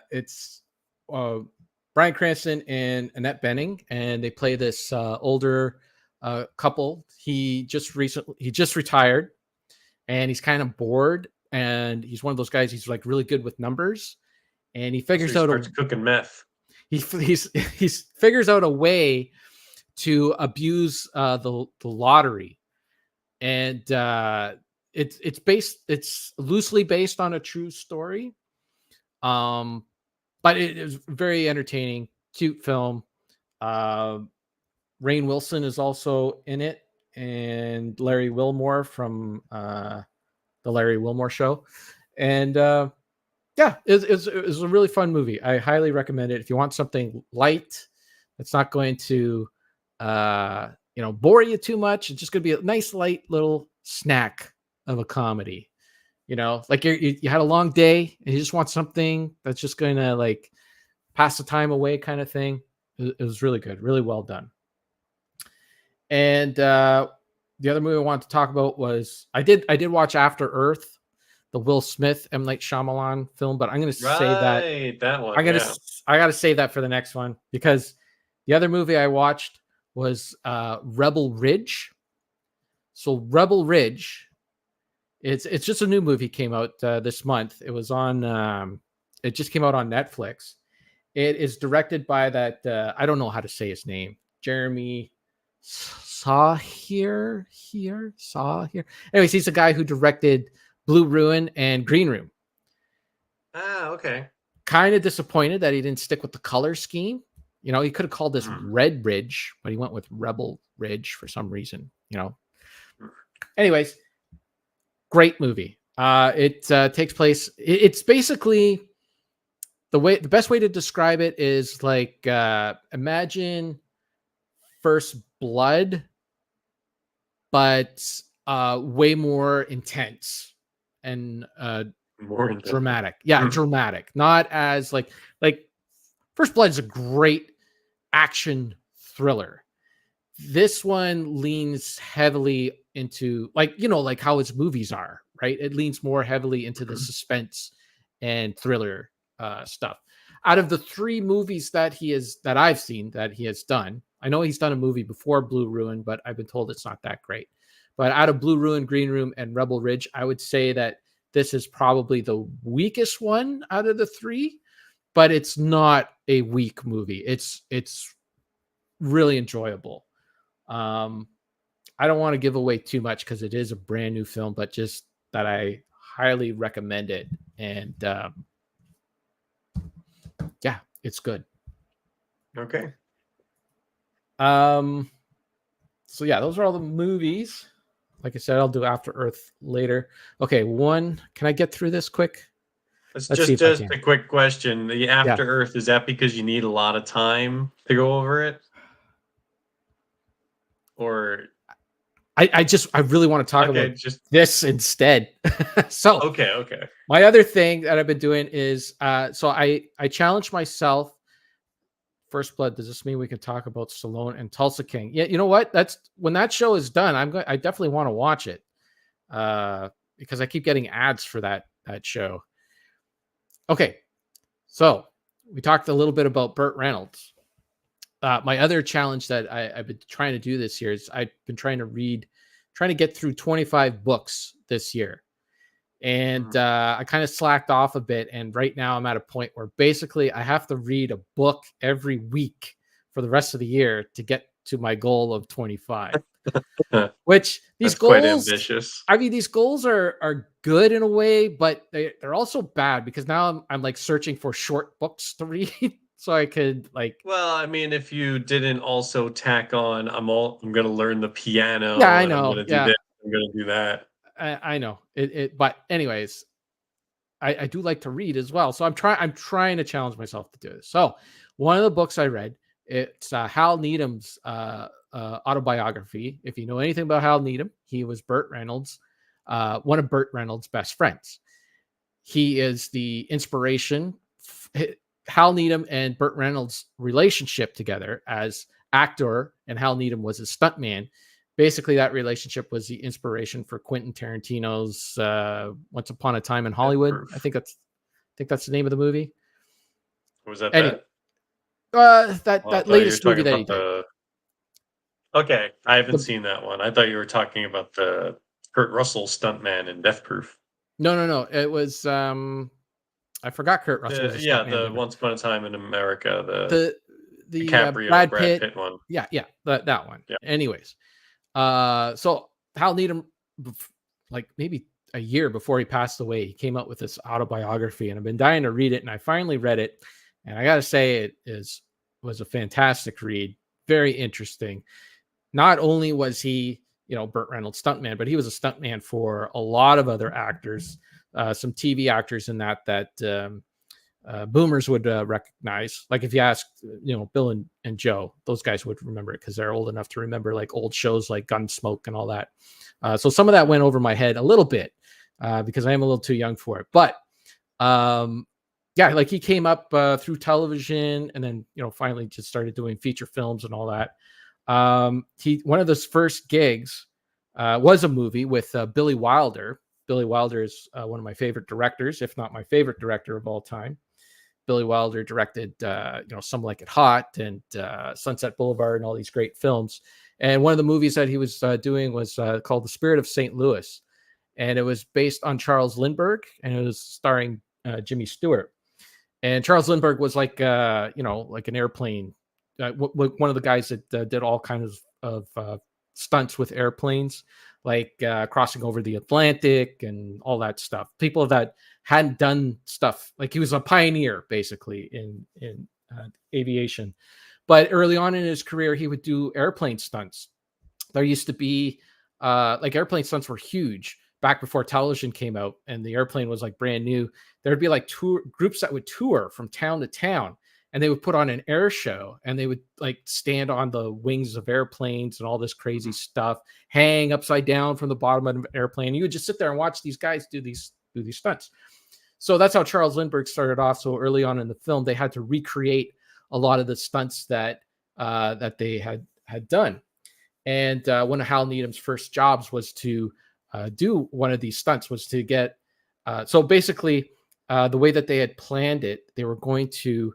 There would be him and another guy that would sit in the front of the plane. These are really old, like, two wing, whatever those double wing planes are called, biplanes. That's it. Those really old biplanes. And the aviator or the pilot would sit in the back seat, and they were going to go up in the air. And the two guys were going to go up. Hal Needham and the other guy were going to go up onto the wings and stand on the wings and do all sorts of tricks and stuff like that. And the reason why they were going to sit together in the plane and not go up on the wings was because when the planes were taking off from fields and they were uneven, so they didn't want to be up on a wing, holding onto a wing and get tossed off before the plane takes off or anything like that. So Billy Wilder was like, they had like a assistant production manager. And the production manager was like, okay, how much money? Because there was no like set standard or anything like that. How much a stunt guy gets paid? They would get paid by the stunt. And who would determine the prices? Basically, they would go to the stunt guy and say, how much do you want for this stunt? And they would assess it by how dangerous it is and all that. They might even do a trial run. They might even do the stunt one time before the cameras are rolling so they can understand how dangerous it is. And they were both new in the industry. They didn't know how much to ask for. And so they explained the whole like hanging onto the wing thing and how they could fall off. And, you know, once they get up there, they'd be okay. But that's really the tricky part and all that. And so they're like, now this is in the 50s, right? So how much money you want? They're like $2,000. So the producer was, taken aback, goes to Billy Wilder, say the stunt guys want $2,000 to do this stunt each. Billy Wilder comes up. He's like, for $2,000, I could do this stunt myself. Billy Wilder's a little, little European guy. He's not huge, right? He gets up on the wing of the plane, tells the pilot to take off. He hangs onto the thing, and then he gets up. He stands there, and now the pilot wasn't like, going upside down or anything like that, but he was standing on the wing of this biplane. He's the director of the film, and they, land the plane and all that. And so Billy Wilder's like, how much you want now? And so they were like, I guess like $500 each. So I thought that was pretty funny. And later on in life, Hal Needham would get, like his wife would want to go to all these Hollywood parties and that. And he wasn't interested in like schmoozing with, producers and all that.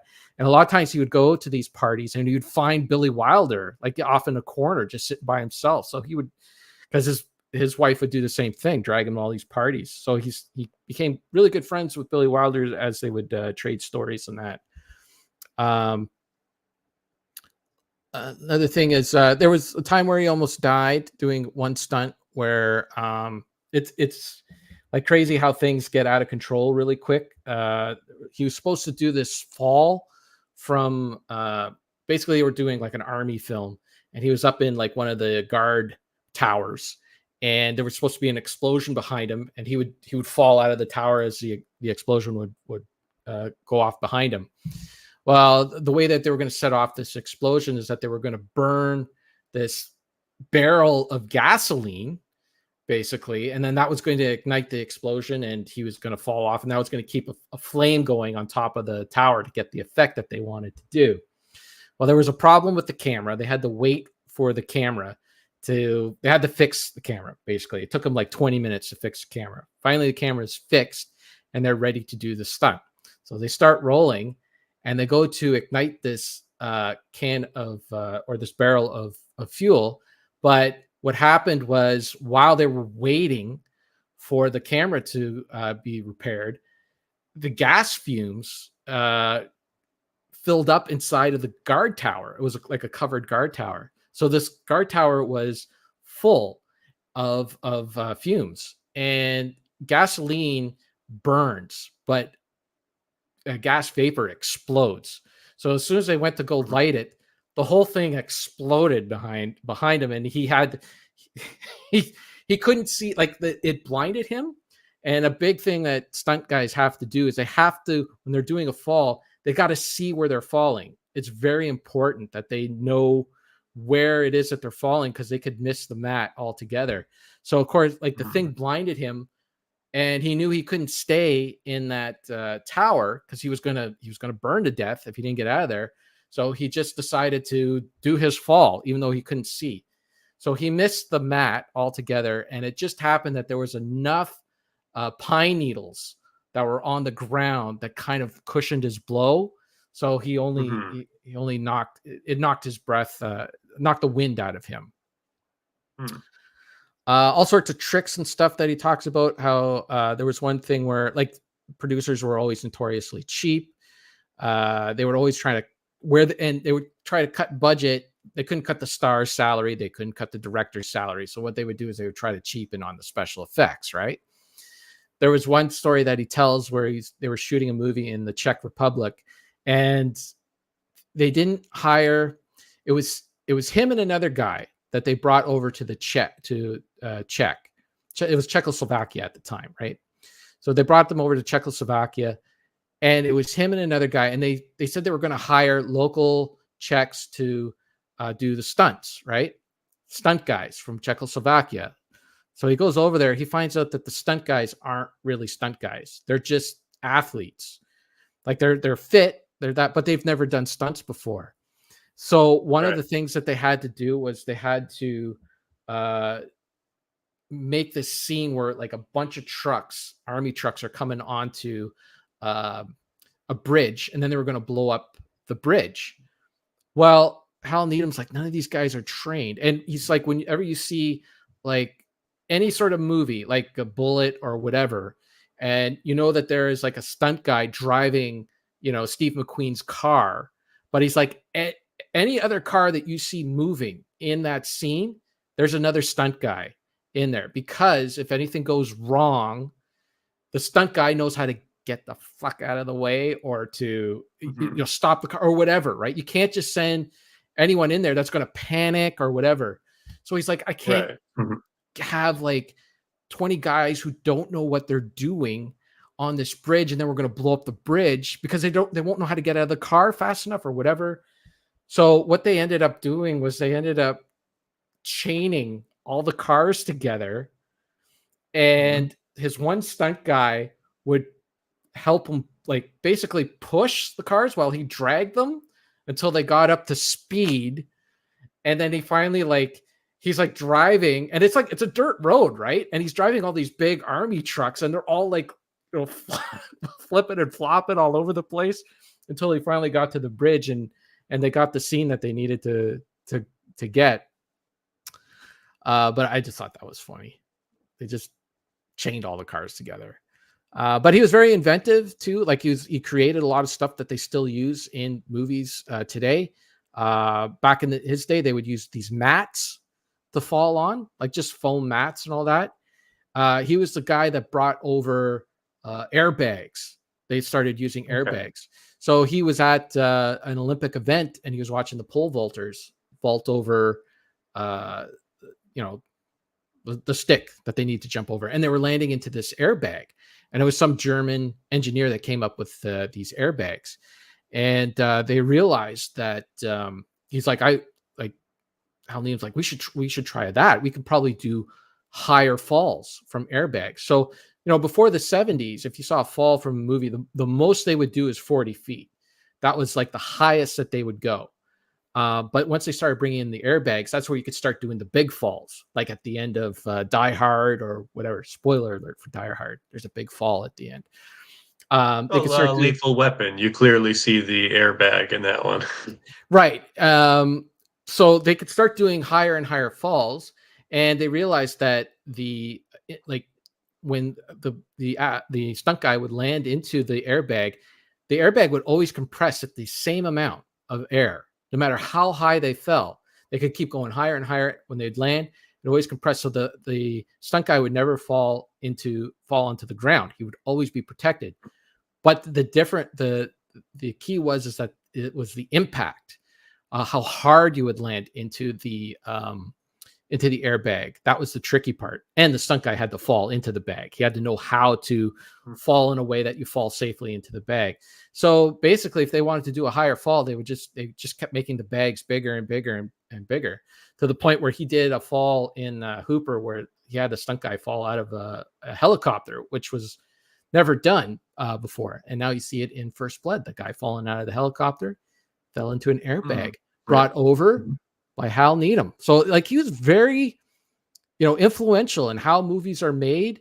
He also brought over the what they call it. It's called a shot maker car. Before in movies, they would do a lot of green screen whenever actors were in cars. You can even see it in the early James Bond films and all that, because they could not. So basically, you were limited to the amount that you had, amount of distance you could go with a car, because they were plugged in, right? So there was in order to shoot actors in a real car where you wanted to follow along with them as they drove, you had to have a camera car, a crane car to put the camera or to hold the camera onto. The camera car would do all the recording and all that. And then there would be a generator, and it would be very loud. So any sort of dialogue or anything like that would have to be added in later. They couldn't use any of the footage. You can see them, but you couldn't use any of the footage. And you were limited to 100 feet, and the cars couldn't move any faster than walking speed. So he came up with this thing called the Shotmaker car, which allowed them to, it combined all three cars into one. The camera could be mounted anywhere on the car, and there was a battery that it would use. You could use a generator that would make noise, but if you wanted like to capture the actor's dialogue in that, you can switch over to a battery that was being generated by the car. And the other thing they were limited to was that the older cars would vibrate, so the camera would be shaking around. So that's why they weren't used very much. But this shoemaker or Shotmaker car, would have the camera on like a steady cam, basically a big steady cam kind of thing. So any sort of vibration or that, the shot would always be smooth. So yeah, he won. He was one of the rare instances where a guy won both an Oscar and an Emmy for the same device, because it was not only used in film, but it was used in television.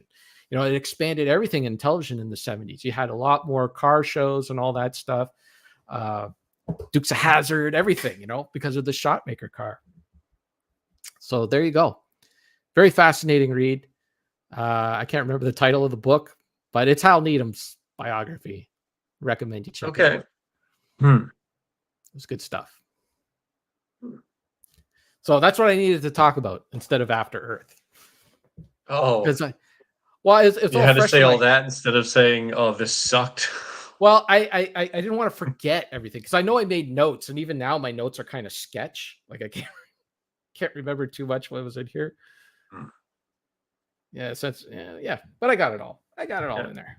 Well, I've never seen that After Earth movie, but I do know that it was a huge disappointment when it came out. Yeah, it flopped bad because Will Smith was like on a I think he was like popular at the time, right?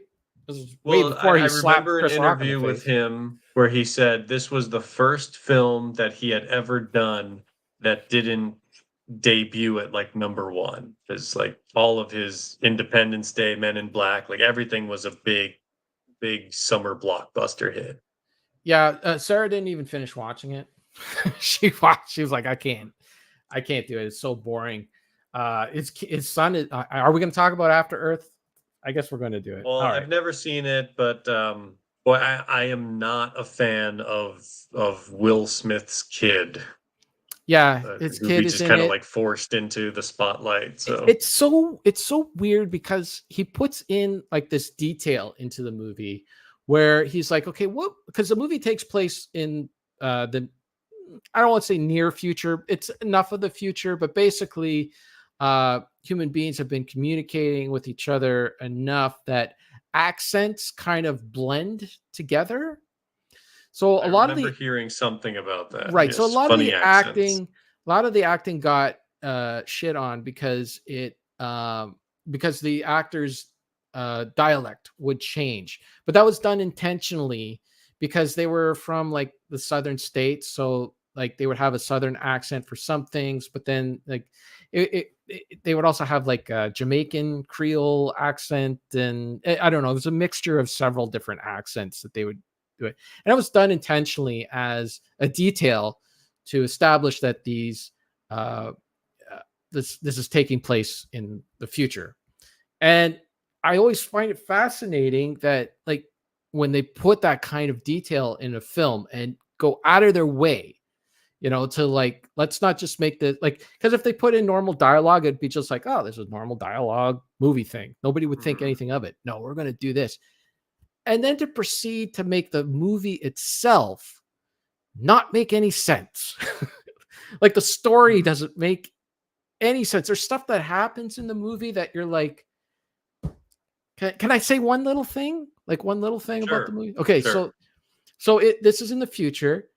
And okay, so they're on a planet, and this planet is very lush, right? It's very lush, like there's this, jungle kind of foresty and all that. And everything on the planet wants to kill humans, right? It doesn't matter what animal it is or whatever, it wants to kill humans.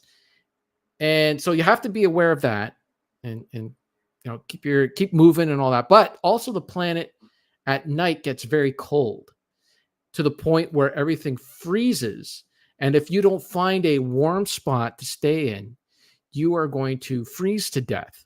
So you have to find a warm spot or you're going to die.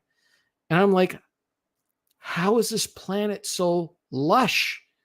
If the temperatures get so cold at night, no plants would be able to survive it. And he kind of tries to show it like the leaves curl in on themselves, like they're going to keep themselves warm. That's not going to work. It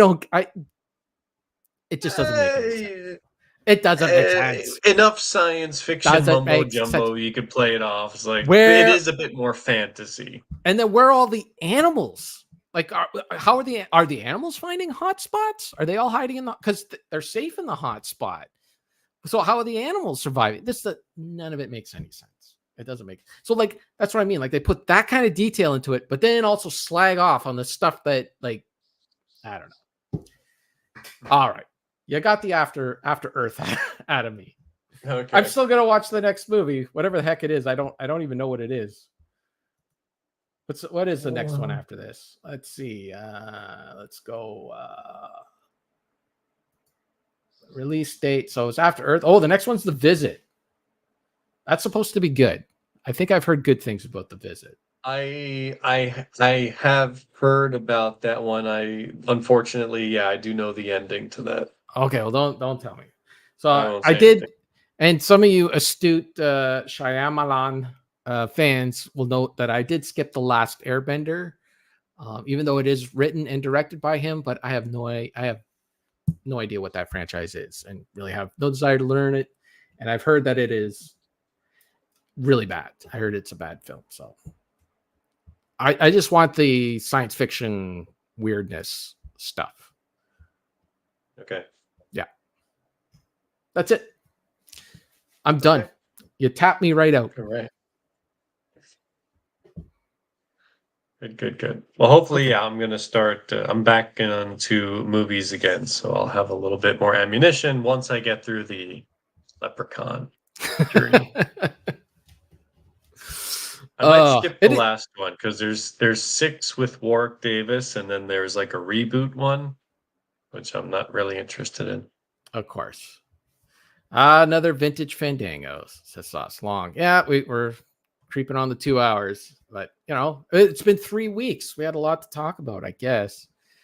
Well, thank you everyone in the chat. I guess it was just Rocket Sauce, and we did have Deke here for a split second, but yeah. Thanks, guys, and thanks everyone for listening and watching. And I got to talk to you about our next record because I think the next few weeks are going to be a little messed up. 4 weeks now, 5 weeks. I don't know. The next few weeks are going to be messed up, but we'll figure it out after we hit stop. So, thanks everybody. Goodbye. Bye.